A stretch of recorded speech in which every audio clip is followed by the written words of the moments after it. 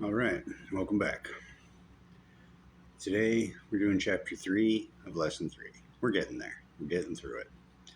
Today's going to be EDCs, and I'm probably going to mash it up with some other stuff that I throw in my bug out bag. Just as a suggestion, there's no real right or wrong answers here. Um, it's really form follows function. I know you guys hear that a lot from me. Uh, it's really up to you based on what you need, what you're comfortable with. So let's get right into it. Uh, First thing that you want is a pocket knife. I recommend a survival knife. It does more than just cut. Obviously, it has a blade. Mine happens to be half straight blade and half serrated.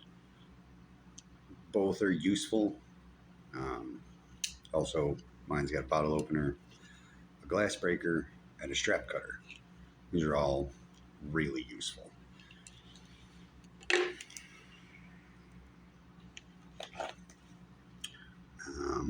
A tack light is always a good idea. When it comes to tack lights, I cannot stress enough a solar powered one or a generated power one, which is one that you manually charge with a crank or a lever. I have one with a lever. It's not terribly bright, but when it comes to not having the resources to be able to afford batteries, that's a really good alternative. You can pick them up fairly cheaply. Um, Light is definitely your friend at night. You don't need something really, really bright. If you can get your hands on a tack light, it's multifunctional. They usually have glass breaking lens caps. Um, they're good for doubling as a roll of quarters in your hand. They're not illegal. Also, some of them have strobe lights. Mine strobes. It's very disorienting, not just because of how bright it is, and it has an SOS function. Strobe light will get someone's attention just like an SOS will. A multi-tool. This is a good idea. I have a small bag that I carry with me. It's about this big. It's got a whole bunch of tools in it. Not anything terribly good. Just the real bare basics. I have a number 1, 2, and 3 Phillips and flathead. It's a T driver. It's old. It's my grandfather's. Works really well. Pipe wrench. Little tiny guy. I mean, are you going to be working on regular plumbing when you're homeless? Probably not. Still, can't hurt. Single channel locks. Pliers are always great. And if that doesn't work, try the vice grips. I go with snub nose channel locks and needle nose vice grips just because, you never know. Or you can do one of these. You can get a Leatherman, you can get a Gerber. I happen to have a Gerber. I really, really like it. The needle nose is good. It's got 8 tools, 9 technically. And it's so much more compact than that big bag of tools or even the small bag of tools. Alternatively, you could get something like this. This is my wallet. It's not really a wallet. It's a clip. It holds a couple of cards. It holds my ID, and it has a little multi-tool. It's got a very sharp blade on it and a very good serrated one. Can opener. It's really, really good. Also, what I keep it in is also a multi-tool. It's got a couple more blades and drivers than the smaller one does. The smaller one's stronger. Multi-tools. A belt. A belt can be used for more than just holding your pants up, especially if you get a good tactical belt. 511 makes really good ones. They're not the cheapest. They are worth the money. They make a good product. They're nylon with a plastic buckle, and it's ballistic plastic. No issues with metal detectors. No issues with abrasion against your skin. You can wear it with your shirt untucked. If you have allergies to metal, like I do, um, it's a good idea. Also, you can use them for tourniquets. I mean, use them to hang your food bag at night. Belts are belts are really good, especially if you're doing the oversized layer clothes. That's the one you choose to wear. The belt's gonna help open your options as far as what you can accept and wear, because beggars can't be choosers. Um, this one's gonna sound funny, but a spork. I have a compact one I picked up at a hunting store. You don't have to go this way, but they're great. Like, even if you just get a solid one, a spork is fantastic. You can eat soup with it. You can eat steak with it. Add that to your knife. We're living close to civilized again, or at least the semblance of civility. Definitely think about a spork. A compass. You don't have to get a compass that is huge and independent. I have a compass on my cord wrap. I have a bracelet that's made out of ranger cord. It's got a compass on it and a striker. Also, the back of my battery pack has a compass on it. That's not intentional, but it's nice. If you're out, like if you're in the city, it's not so hard to know where you are. If you're not in the city, if you're out in a rural environment, you might be surprised how disorienting things can be. It's not hard to lose your way. A bug out bag is a good idea. It doesn't have to be huge. Mine is not. Mine's, what are you, 20 liters? Mine's a 20-liter bag. It's relatively small. I can actually fit my bug out bag inside my dry bag. I can fit my bug out bag with a bottom layer, which I have a bottom bag. It's more for my ghillie suit and my fire stuff. Keep sternos in there. Which, since we're talking about that, this is a sterno. Sternos are just liquid filled. They have a wick on the top. It's a mesh wick. And all you have to do is just light it. You can actually do it with a spark tool. It's not the easiest, but it is doable. You don't need to have a lighter with fluid to get these things lit. They burn very clean. You can cook with them. That's actually what they're for. They're for chafing dishes, but I cook steak with these things with a pan. It's a skillet. I don't even know if you call it a skillet. It's pretty thin, but I needed it thin because I know that I'm cooking with a sterno. It's a very good thing to have. Your bug out bag should have whatever layers you're not wearing that you keep on a regular basis, some cordage, any of your EDCs that you don't currently have on you. A dry bag. I know I just mentioned that. A dry bag is like an oversized Ziploc bag. It's usually see-through. It doesn't have to be. It's usually got a firm lip that's moldable, but not easily. You roll it over on itself, and it seals up, and it becomes airtight. You can even use it for a pillow. Stuff it with some leaves, whatever. I haven't actually used my dry bag because I keep my stuff dry, and I've been fortunate so far. But I have it. A phone and a charger. So phones are good for more than just communication.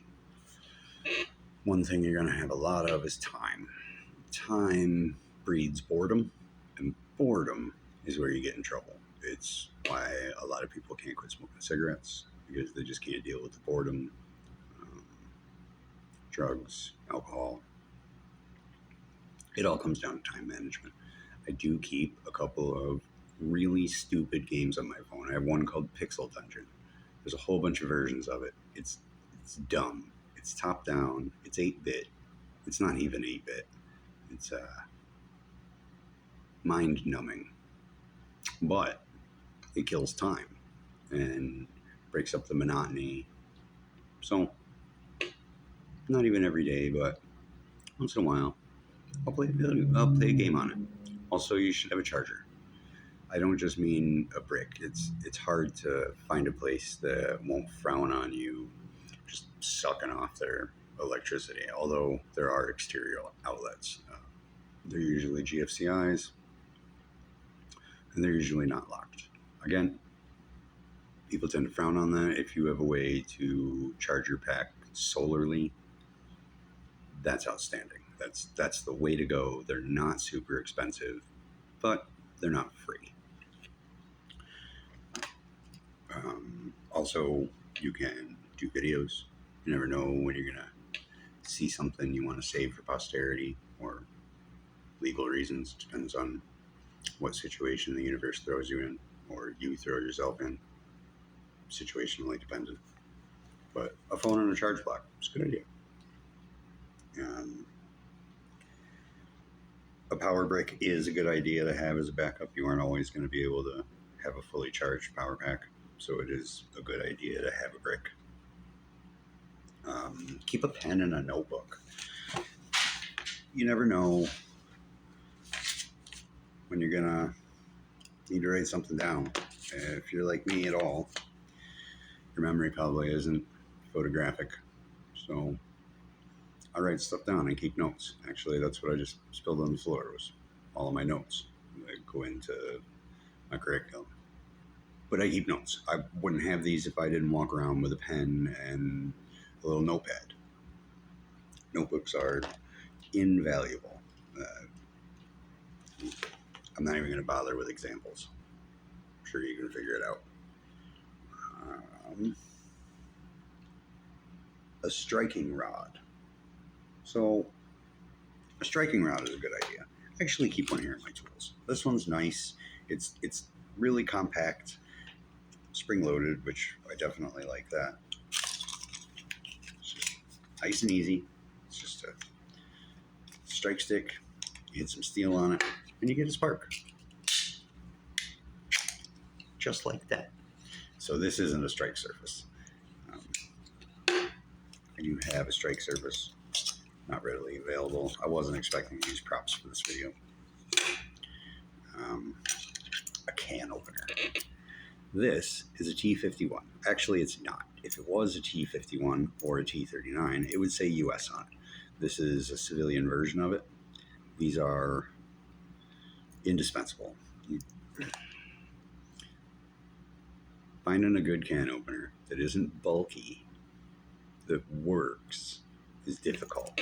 The nice thing about these is they never fail. That you're never going to replace one of these unless you lose it or grossly misuse it. These are very, very, very good. In a pinch, it's better than not being able to open a can of food.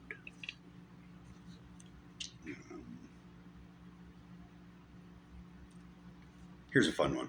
I even thought about not mentioning this today. I had forgotten that I put it in my curriculum. Hair ties. Hair ties are cheap.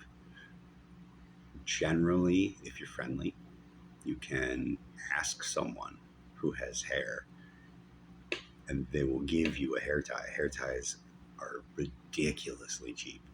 Nobody cares, and they are so useful. I don't just mean your hair. I use hair ties for a lot of things. I even use them to keep my notebooks sealed. Kind of makes me wish I hadn't taken the hair tie off of my curriculum book, or hair tied it somewhere where the loose notes wouldn't fall out. But can't win them all. And a watch, like a regular old analog, doesn't make any noise watch. The digital watches aren't a bad alternative. They've got functions. You can set an alarm on them. But a good old-fashioned analog watch with some incandescence on the hashes so that you know what time it is even in the dark. Mine is 24 hour. All that means is it's a 12-hour face that also does 13 through 24 inside inside the ring that has the 1 through 12. If you can add 12 to any number, you can tell what the 24-hour time is. Conversely, if it's over 12 and you can subtract 12, then you're good. It's useful for more than just that. Then you can use the face of the watch as a reflective surface for signaling. It's a good idea. A couple of non-essential things that might not be a bad idea if you get your hands on it. A walking stick. I'm fortunate enough to have a reconstructed ankle, so I use a cane. I do prefer a walking stick, but you get less looks for a cane. A taser. So check your state's laws on this, but you never know what's going to happen, who's going to happen, which animal is going to happen to you at any given time. And maybe bludgeoning violence isn't the right answer. I gotta tell you, even though I have a very strong piece of hickory for a cane, if Neighbor, you guys remember me talking about Neighbor? I have a bear that lives next to Studio A. We've made eye contact twice. I call him Neighbor. If Neighbor decided to get angry with me, I would not hit him with my cane. I would rather hit him with a taser. I'm sure you can see where I'm going with this. I don't recommend firearms for just a mess of reasons. The biggest one being you may use it. I'm not saying that you don't know how to be responsible with a firearm. I'm saying most people don't. And you don't need to be prior military to be able to understand how to responsibly use, store, carry a firearm. I'm just saying you're opening the options of trouble. A firearm is not a tool that you use to de-escalate a situation. It's a tool that you use to stop a situation. And there's a difference. We have words, we have stun guns. Baton is another good one. Non-lethal is where you want to go. You don't want to get yourself jammed up, especially if you're not wrong in the situation. If you're defending yourself and all you have is a firearm, you could still get in a lot of trouble. It's equal or lesser force kind of thing. I also don't recommend air guns, even though they're not a firearm. So there really is no regulation on carrying like an airsoft or a competition pneumatic air gun. There's really no rules about that. But again, you're asking for trouble. Potentially, you're asking for trouble. If you are trying to hunt for food, okay. But you have to think about stowage, and if you're homeless, you're eventually going to run into a cop. And they love to ID you and search you. And then, again, at the very least, you have to explain yourself. At the very worst, you're getting pretty new bracelets. Just saying.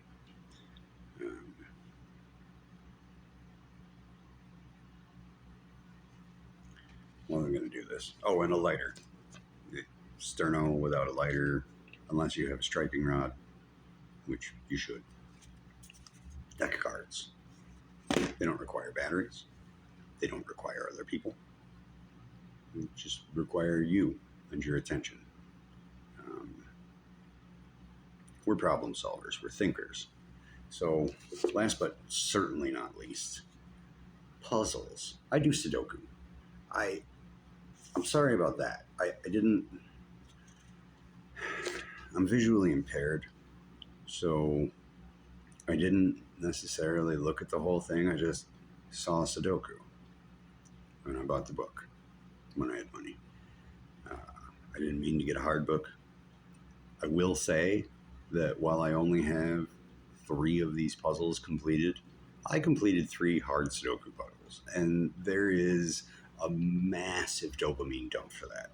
If you don't know what dopamine is, that's the best drug ever, followed very closely by endorphins.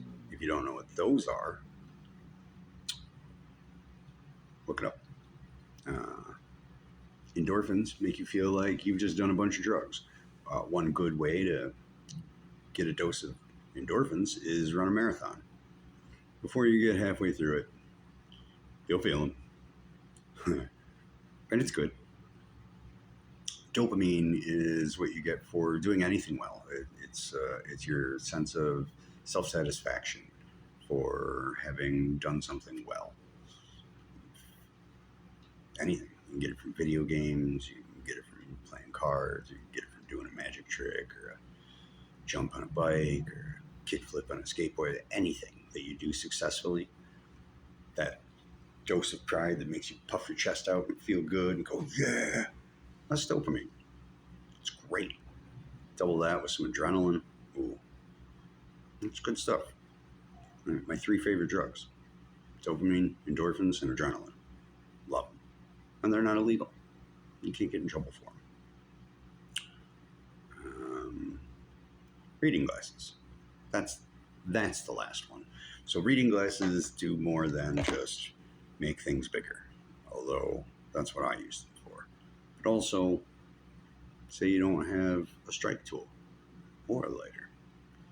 Now, if you have a lens, you can magnify the sun, and you can create a heat spot, which you can, yes, use to create fire. I've lit my sterno with a lens before. It takes a little time. It requires some patience. Always carry your ID, because cops, we're not trying to be illegal. Like I've said before, stay legal as much as possible. That means drugs, that means trespassing. Stay legal. It's not just about your record. It's about your mental well-being. Is it harder to deal with life without being illegal? Well, yeah, it is. But a thing worth doing usually isn't easy. I mean, I'll just take my word for it. It's better to be clean. It's better to be above board and not have to worry when a cop talks to you. That's really, really refreshing. And I believe that is it. Nice short chapter. No half an hour stuff today. Feels good. All right. As ever, I appreciate all of you guys, and especially those of you who stay subscribed, even though I only do this once a week. I was sad that we lost a subscriber. It happens. I super appreciate the participatory comment. I know I did a shout out on that, but Doxy195, thank you. You are the very first, so you get the special shout out. You weren't even supposed to be my first shout out, which I will do my first 2 shout outs, my first 2 planned shout outs this week sometime. But to see that there was participation, that's what's up. We're supposed to help each other. This is not just a channel. Hopefully, we can get everyone involved. We can make this a community where we all talk to each other. And that's what the comments are for, right? And Doxy gets it and decided to contribute. So thank you for that. That's what's up. That's part of helping each other. So leave comments. Ask questions. I do field requests. If your request isn't reasonable, I may mention it in a video anyway. But if you have a reasonable request, I'll consider it. I'm fairly open-minded. Comments, suggestions, advice. I'm not the only one that reads these. And they're not just for me, for us, for all of us. Be good. Stay safe. Oh, oh, oh, oh, oh.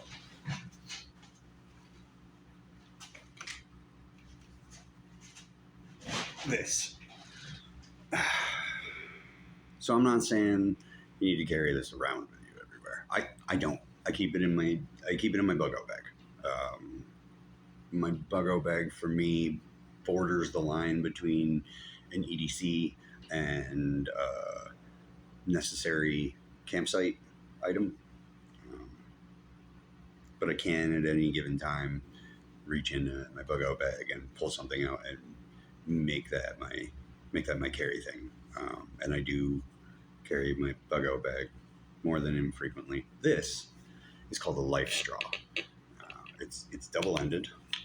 There's an end for suction, and then there's an open end at the bottom. So this is a water purification straw. It's rated for 10,000 gallons, which I don't believe that we will consume 10,000 gallons in 10 years. I don't believe that we drink that much. I could be wrong. This is invaluable. Being able to have clean water, no matter where you are. And this only cost me like $20. I didn't even hesitate, and I was running out of money, and I did not hesitate to pick this up. There's all sorts of ways that you can purify. There's purification tablets. There's convolutedly complicated water purification systems that you can spend a ridiculous amount of money on, but it's not necessary. You can pick up a purification straw. You want to make sure if you pick one up that it doesn't say life straw on it. You want to make sure that there's some kind of guarantee that this works.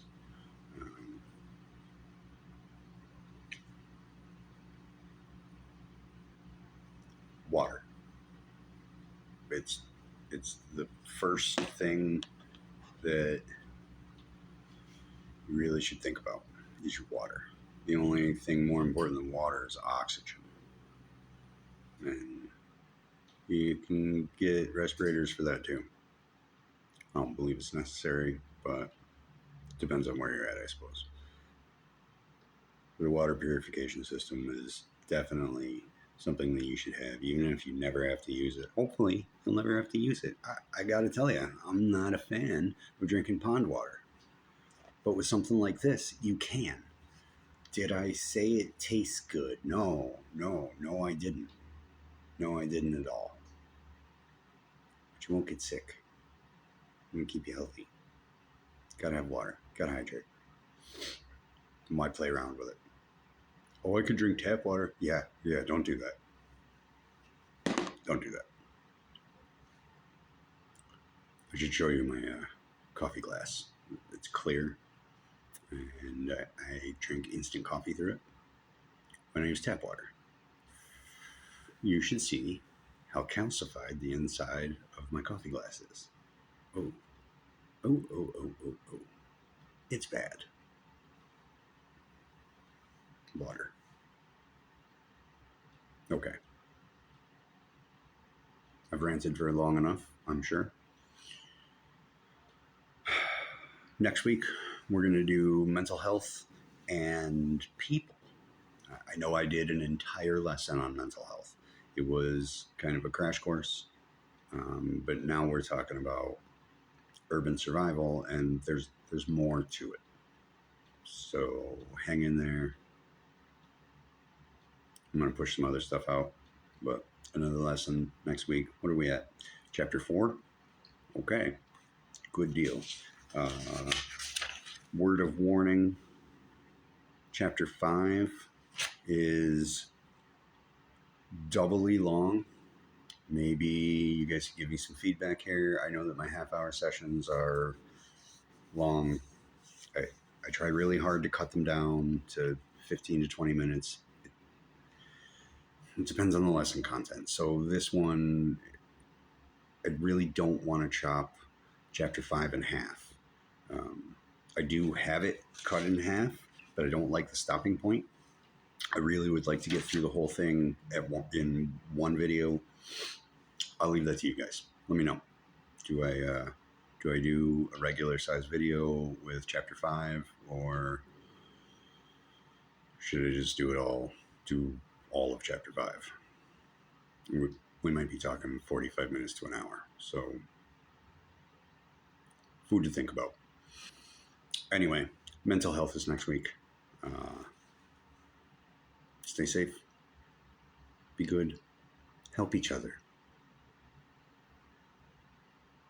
If you guys aren't sick of hearing me say it, I haven't said it enough.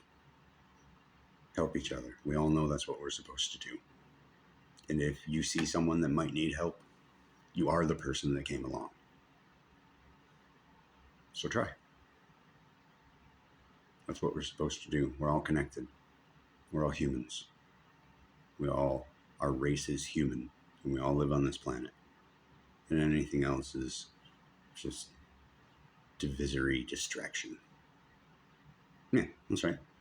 I made up a new phrase. But it is. It's just a distraction. Skin color, eye color, hair, no hair. It doesn't matter. It just doesn't. I can't. That is the lowest common denominator. I can't make that any simpler. We are all people. If you're watching this, you're the same as everyone else. You're the same as me. It doesn't matter. Okay, let me put this in simple term. Regardless of any difference, in fact, regardless of every difference, everyone bleeds the same way and the same color every time. No exceptions. Because we're the same. So, help each other. Be there for each other. Kill people with kindness. I didn't say turn the other cheek. You know what I mean. Be good to each other. Be good to yourself.